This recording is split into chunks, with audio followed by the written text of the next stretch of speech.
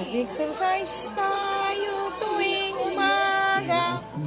Tuwing umaga. Ngunit gabi na. Mag-exercise tayo tuwing umaga.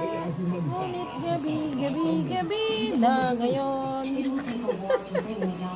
Exercise tayo tuwing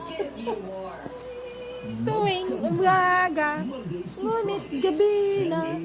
Paano ba yan? Gabi na, listen. Exercise ba yan? Ano po ang tawag nyo dyan? Bakit naggaganyan ang isa?